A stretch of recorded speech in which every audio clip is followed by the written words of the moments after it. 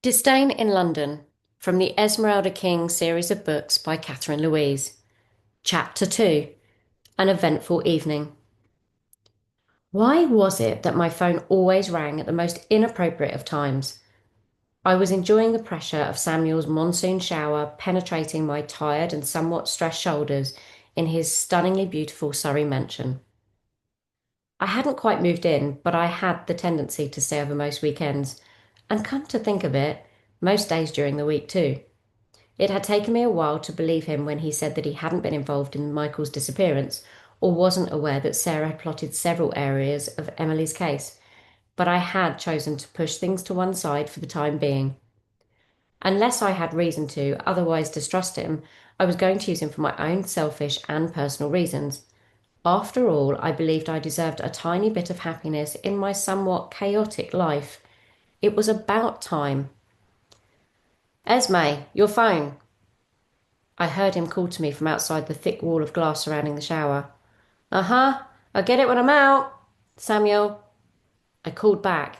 He had told me more times than I could remember to call him Sam rather than Samuel, but I found it cute calling him by his full name. Sam was for when I was angry or in a rush. But it's an unknown caller. You want me to answer? He replied. I chose to ignore him, continuing to enjoy the water as it ran through my hair, down my face, and onto my back. Seldom was I able to truly relax, to completely switch off and not think about a single thing. For some strange reason, the shower was my safe place, the one place where I enjoyed the relaxation and let my mind empty completely. A missed caller or Samuel shouting at me wasn't going to get in the way of any of that today. The glass was steamy, the air swirling with mist despite the extractor fan whirring away in the background. I held my head down as the water ran down my nose. I exhaled, blowing it from my lips, and watched the droplets filter into the small square metal drain between my well-manicured feet and disappear. It had been several weeks since the closure of the Richardson family case, and it was nice not having the chaos or drama in my life. I hadn't spoken to Sarah since our little argument at Cinco Chicas. I was enjoying not having her hanging around like a bad smell. Samuel was like a breath of fresh air. He had reassured me that he wasn't like the rest of the family and promised to keep a distance between the business affairs and us. He had sucked me into his life well and truly, and there was no escaping. Despite David wanting me not to get too close, I had wished deep down that Samuel had been a part of my life many years earlier, perhaps maybe even earlier than I had ironically met David. Feeling the prune-like skin on the end of my fingertips, I slowly turned the silver shower handle anti-clockwise and stood still until the water stopped. I walked around the steamed glass, separating the wet room from the rest of the bathroom, tugging at my warmed towel draped neatly around the heated radiator.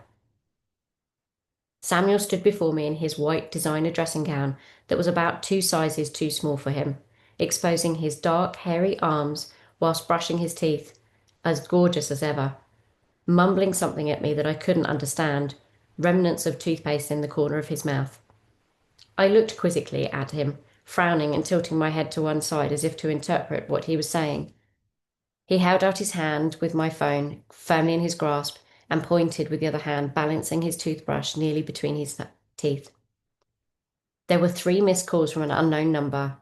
That was strange, but I quickly dismissed the thought and placed the phone back on the side of the vanity unit so that I could dry my hair and securely tighten it with the towel around my body. Samuel spat the remains of the toothpaste from his mouth, rinsed his toothbrush under the tap, and dropped it into its holder. Mighty persistent, and it's not your brother for once, he mumbled and walked towards the bedroom. He was right. If Hunter wanted to speak to me about something, he would call and call until I answered.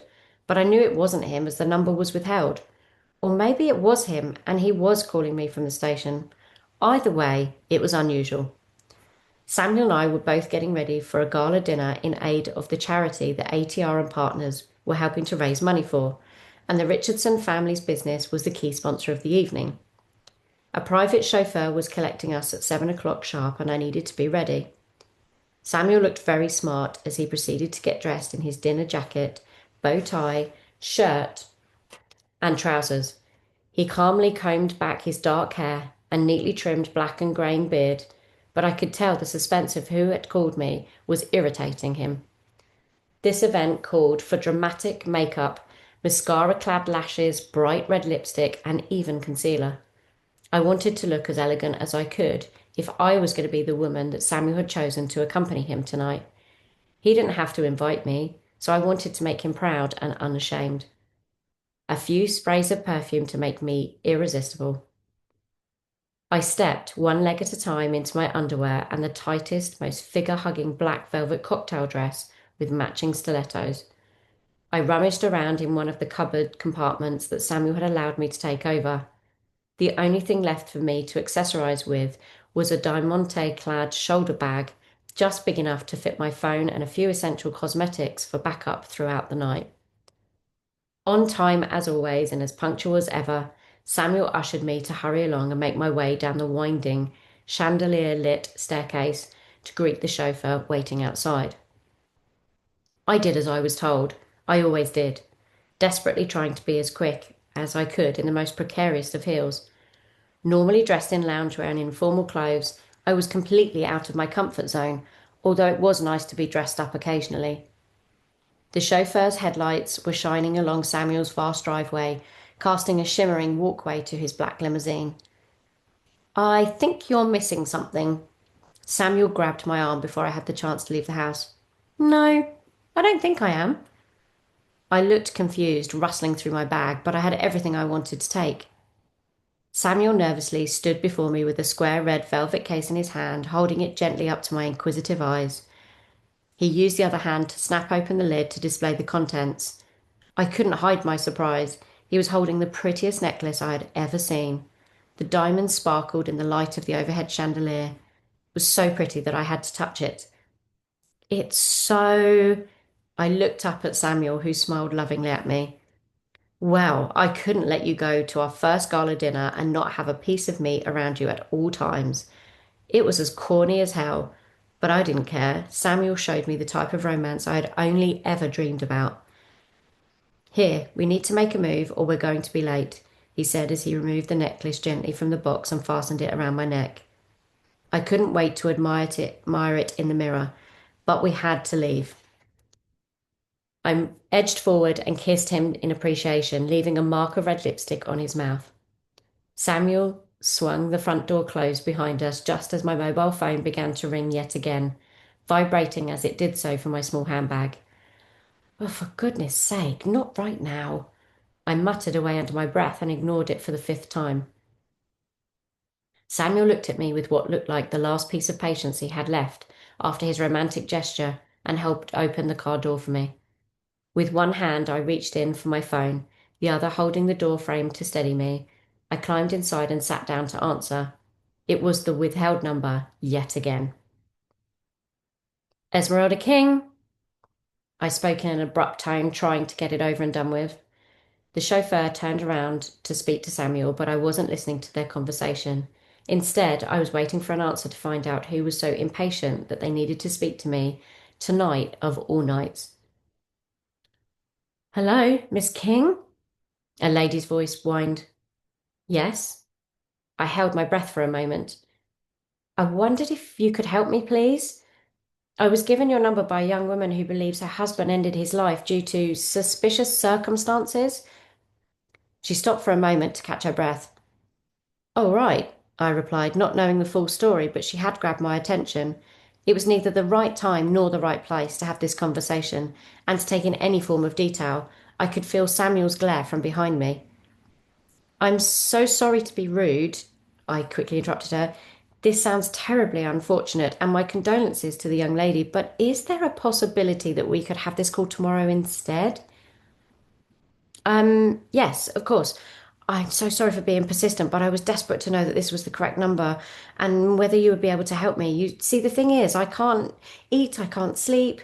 Everything is upside down and I need to get to the truth. I needed to speak with you before my husband got home and it wouldn't let me leave a voicemail. She begged. I understand, I'm sure I can help you, but could this wait until the morning? Besides, I would need to find a lot more detail about what this all relates to, and I just don't have the time right now. I'm so sorry. I promised to call you first thing in the morning. I tried to reassure her, but cutting the call as quickly as I could. And your name is? Yes, of course. Sorry to bother you. It's Jones, Cordelia Jones, she said, taking a small breath between her first and last names. And your number? As it comes up with unknown caller ID, if you could perhaps text me, that would be great. Then I would have your number.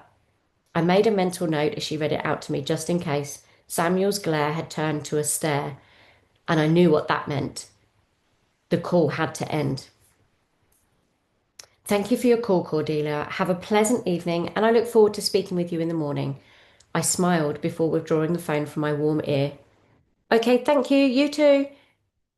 I heard her faint reply as I instantly hit the end button.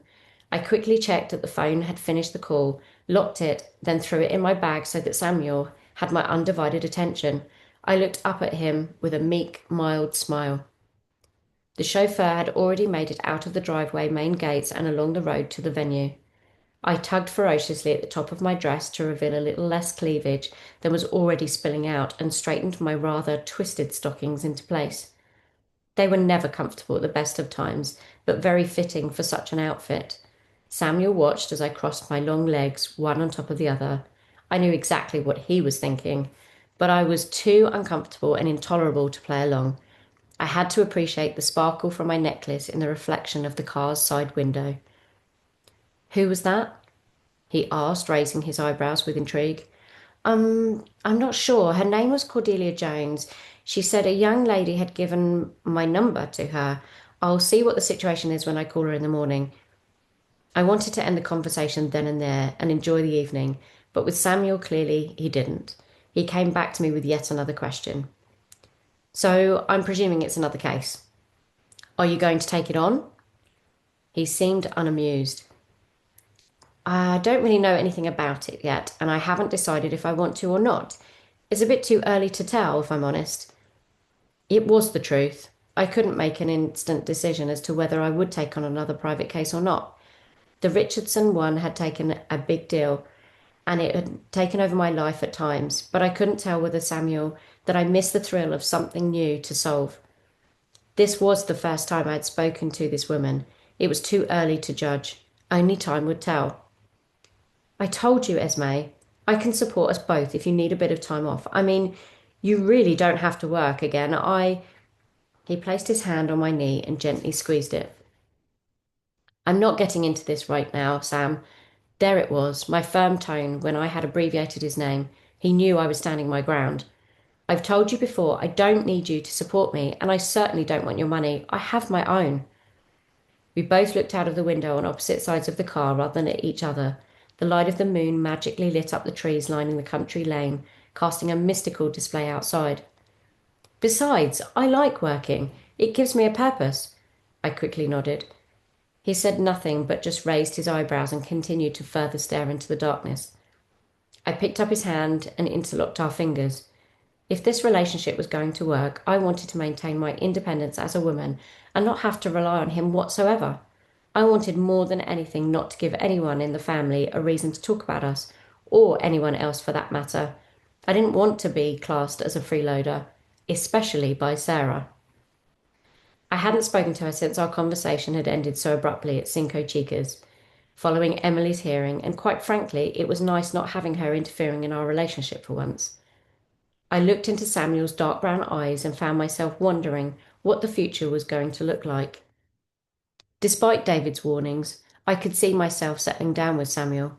He was kind, warm, handsome, intelligent, and best of all, a great lover. The upside was that Hunter liked him. I had yet to introduce him to my parents, but I knew that they would love him too, and that was all that mattered. The downside was that he was so used to being in control. I could sense the discomfort he experienced from my independence, and I knew he had a rage, but I hadn't witnessed it yet. That side of him didn't turn me off. I liked a bad boy, and he was definitely that. In less than half an hour, the car indicated into another small country road and pulled into a similar set of iron gates along a winding shingle driveway. I couldn't quite see up ahead as it was still so dark, but I could see the silhouette of large rows of trees bending over the road like a canopy far into the distance. Remind me again, Samuel. ATR and partners have co-sponsored this charity dinner, and I must introduce myself as the head of corporate responsibility. Is that correct? I asked, making sure I had understood his instructions. Mm-hmm, he said, biting his lip and giving me a distant stare. He seemed preoccupied, like he was about to meet the king. And that means I questioned my instructions again. I wanted to get the facts straight as a rather large and magnificent mansion came into view ahead of us. It means that you promote the awareness of corporate responsibility with our senior management and employees and ensure that the initiatives and resources surrounding them are implemented. Samuel nodded his head in a matter-of-fact manner, and although he looked extremely attractive when he talked about business, I had absolutely no idea what any of it meant. I was hoping that everyone else would know exactly what I was saying.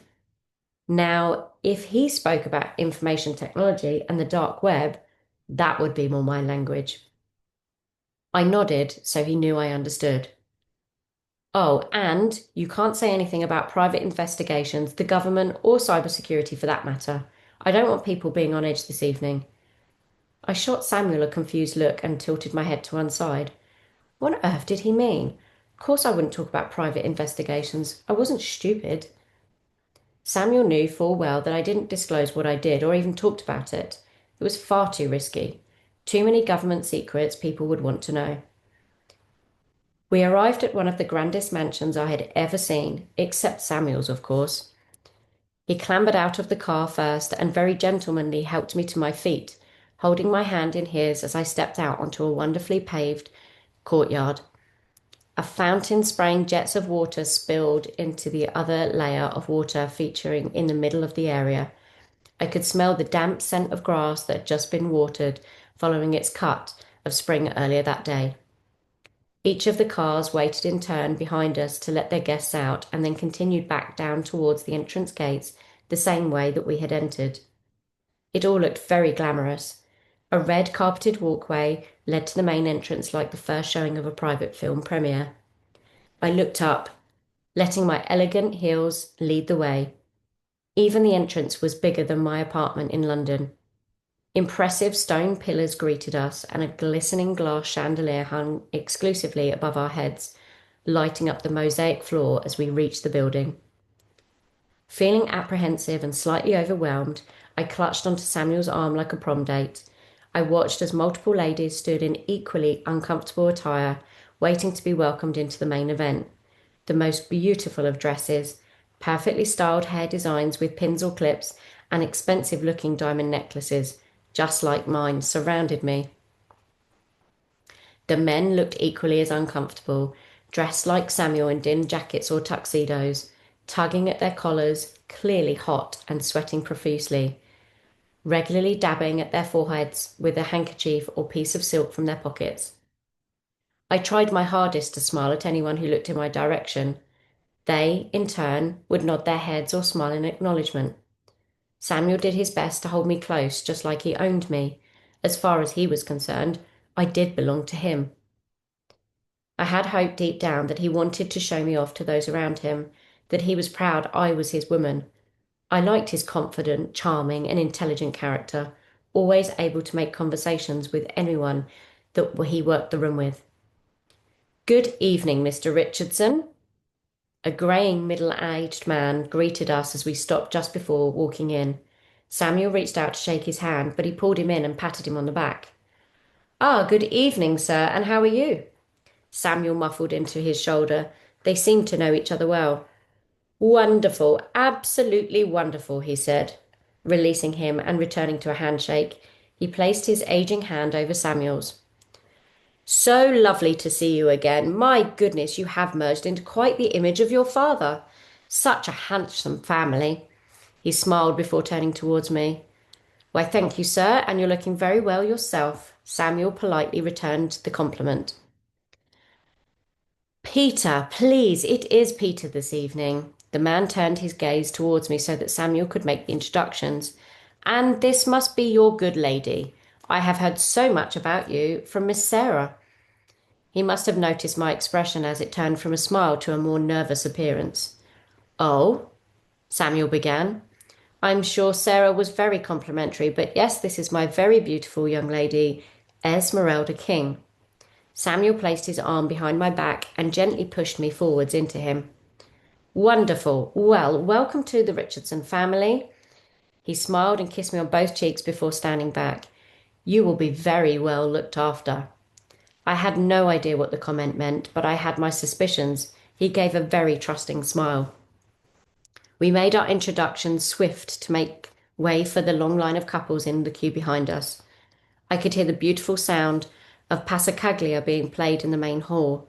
I had loved the piano since a little girl. My grandfather had been an incredible pianist. I would sit next to him for hours just listening to the beauty of his talent. By the time I was a teenager, I could instantly name all the classical pieces. Too busy enjoying the tranquility of the room, I realised I hadn't noticed Sarah Richardson in close proximity. I did my utmost not to raise eyebrows, but with pure impatience, and every inch of my body wanted to turn around and walk out of the building, but instead I stood my ground. She made a beeline straight in my direction, causing my skin to crawl with her presence. Samuel was oblivious that we had made eye contact. I'll go get us a drink at the bar. Back in a moment or two. Wait, I'll. Too late. He had already turned and walked off in the opposite direction. I wanted to hide in the corner of the room, well away from Sarah. Esmeralda, my darling, you are looking so well. Lovely to see you, she said in the most patronizing manner. I smiled as unaffectionately as I could with a look of disgust on my face. You too, Sarah. What a beautiful dress. It wasn't. I lied. Nothing associated with her was beautiful. Nothing at all. We air kissed on both sides of our cheeks, followed by a small embrace. She may potentially have been my future sister-in-law, but every part of her sent shivers down my spine. There was not one single inch of her that I trusted. In fact, she sent goosebumps down the entire length of my body.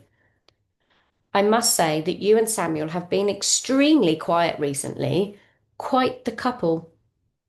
She smiled slightly, lifting the corners of her mouth ever so slightly and taking a sip of champagne from the flute that she was holding. Just keeping ourselves to ourselves, really, and enjoying a bit of downtime, if I'm honest. I tried not to retaliate to her sarcastic comments. Well, there was one thing that I wanted to run past you, Esmeralda, and now that I have your attention, you left in rather a hurry the last time we spoke, so I'll cut to the chase. Sarah shifted from one foot to the other, waiting for my response. Go on. I wanted her to get straight to the point. Well, you see, it's more of a business proposition. You see, the thing is, one of our investment partners has made an offer that I simply cannot refuse, but I need a drop-off and a collection place. Sarah paused, her eyes narrowed, watching my response. I'm not sure I follow. My face gave a look of confusion. Come on, Samuel, where the hell are you? I glanced over towards the bar, hoping he would hurry back, but as per usual, he was mid-conversation with someone I didn't recognise. Well, I was thinking Cinco Chicas would be the ideal location. It is used for money laundering after all, so why not other business deals? She placed her right hand on her hip in a suggestive manner. I glanced around the room to see who was listening to our conversation. I leant in, lowering the tone of my voice. Sarah, I thought we had an understanding. Now is not the time nor the place to have this discussion, and I don't appreciate you talking about it. Samuel appeared suddenly between the two of us and our awkward conversation. Ladies, he said, holding out a bubbling flute of champagne for me. So we have an agreement? Sarah completely ignored Samuel and continued. No, we don't have an agreement, I said, standing my ground and hoping for Samuel's backup. And what are we agreeing to? Samuel looked at both of us in turn. Nothing. We are agreeing to absolutely nothing. I took a sip of champagne and turned to face Samuel, cutting the conversation off completely. Esme, I have a few people I would like to introduce you to. Sarah, please do excuse us. He almost cut the air with a knife and brushed her aside, stopping Sarah's childish antics in their track. My goodness, Samuel, how did she get you so wrapped around her finger? You used to be up for anything, Sarah smugly added as she walked away. Just ignore her, Esme. She wants a reaction. She's always been the same. Thank you, I whispered as I held onto his arm, leaving Sarah standing on her own. You're welcome, he said, looking down to my height. I thought you needed rescuing. What does she want, anyway? I don't know. Something about a business deal? A what? I hope you said no. He raised his eyebrows. Of course, that's not happening at Cinco Chicas. I can't afford to have anything raising suspicions over there. Cinco Chicas? What does she want with the club? Look, I told you before, I fully support you when it comes to my sister. I've explained to her multiple times that I am not into anything below board from now on, and the sooner she realises that, the better. If she comes to you with anything else, I want to know about it. He was stern and authoritative. Samuel walked me through to the drawing room, where guests were starting to be seated. 10 round tables all appeared to have roughly between 10 and 12 seats each, and a collection of glasses, plates, and expensive-looking gold cutlery. The cutest of menu cards were placed in front of each empty plate. Of course, we were on one of the two top tables, like the bride and groom at a wedding. My heart sank when I noticed that Sarah wasn't on the same table but was sat directly opposite and had already caught my eye as she sat down. Nothing would give her more delight or satisfaction than to ruin my night, so I made a conscious effort not to look purposely in her direction for the entire evening. While Samuel made small talk to the gentleman sat next to him, the seat next to me was vacant, so I began by reading the small menu card. Duck liver pate and sourdough toast, and orange jelly. Well now, that sounded nice. Succulent pork belly with cheddar mashed potato and a selection of greens. Again, I was pleasantly surprised with the food choice, but before I could finish the dessert description, there was a clatter of cutlery and the sound of commotion from the table next to us. Samuel sprang to his feet in an effort to defuse the situation, only to find that Sarah was the centre of it all. Of course she was. I sat for a moment or two, contemplating whether I should remain in my seat or whether to join him and his centre of attention sister. From an onlooker's perspective, it appeared that she had upset the woman to her left, and the man to her right was desperately trying to calm everyone down, embarrassment on his face as the whole room looked on in silence. Sarah seemed to be revelling in the chaos, her drunk laugh fueling the arguments with the rest of the table members, so Samuel had no alternative but to ask her to leave. But I haven't even eaten yet, she snapped back at Samuel. It's still early. You are making a spectacle of yourself. We don't need this. Go home and sober up. If there was one thing Sarah hated more than anything else, it was being spoken down to, and Samuel had made her feel like a naughty child. I will order you a cab. He tried reaching for her arm to move her away from the table, but she brushed it off. Fine, I'll go. I'll organise my own transportation, thank you. Sarah looked in my direction and gave a little wink. What the hell did that mean? She began walking back to the main room as Samuel followed. Not wanting to sit by myself in the awkwardness Sarah had just created, I decided to join them both and make sure that she was definitely leaving. Did you want to explain just what the hell was all about? Samuel asked.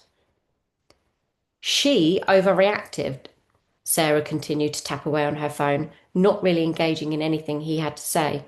I kept quiet, hoping the two of them would resolve the situation. To what? What did she overreact to? He asked again, trying to make some sense of what had happened. Oh, I made a comment about her husband that she didn't like. Serves her right. She should have paid more attention to him. She abruptly stopped messaging on her phone and finally turned her attention to Samuel. Right, that's my ride on its way. Best go, darlings. She leaned forward to give Samuel a kiss on the cheek. Sarah, what the... He had no words, but the fact she was now leaving was enough for him. Bye, darling. I'm sure I'll see you soon. Sarah gave me the same dirty smile she always did when she had gotten her way. We watched her turn her back and make her way out of the entrance, but something still wasn't sitting right with me. I half trusted her to walk back in again. Come on, let's get back to our evening. Samuel began his way back to the table. I didn't want to move, drawn into whatever she was up to next. I had a sense that she was still up to something sneaky, so I stayed behind the window frame, able to see outside and across the main entrance. A black car pulled up outside, patiently waiting for Sarah to make her way out and over to them. As she approached the car, in a staggered manner, the window lowered. It was quite a nice car, but it wasn't the usual one that had been dropping off and collecting for most of the night. It stood out from the limousines and expensive sports cars that lined the driveway. But why? Sarah wasn't one for choosing the cheaper alternative. She had luxury in everything she was involved in. As she reached for the handle and opened the passenger door, a man's big hand reached out to steady her as she clambered inside. There it was, the thing that had been niggling at me, her sly smile and the messaging on her phone. I recognized the driver's face instantly, even though it was dark. He didn't see me. He didn't notice me standing in the window spying on Sarah. More importantly, why on earth was he collecting her? I wasn't hungry, I didn't want to eat, and I certainly didn't want to engage in conversation with people I barely knew. I wanted to find out what was going on. I wanted to speak to him, to call him, but I couldn't, as she would be in the car with him, and it felt like betrayal. Oh no, what if they went home together? What if they were together? Oh, this was way worse than I could have imagined. I wanted to leave. I had to speak to Samuel and tell him. Are you okay? You look like you've seen a ghost. Samuel asked as I sat next to him at the table just as the dinners were being brought. No, not really, I forced myself to say. It's Hugo. He just picked Sarah up from outside. What on earth is Sarah doing with Hugo? Is this her way of getting closer to Cinco Chicas? He what? She what? Samuel looked at me in shock. What the hell? Did you know they were together? Are they together? What on earth is she up to? I have no idea. I sat with my arms folded, shaking my head, contemplating what to do next, just as the dinner began to be served.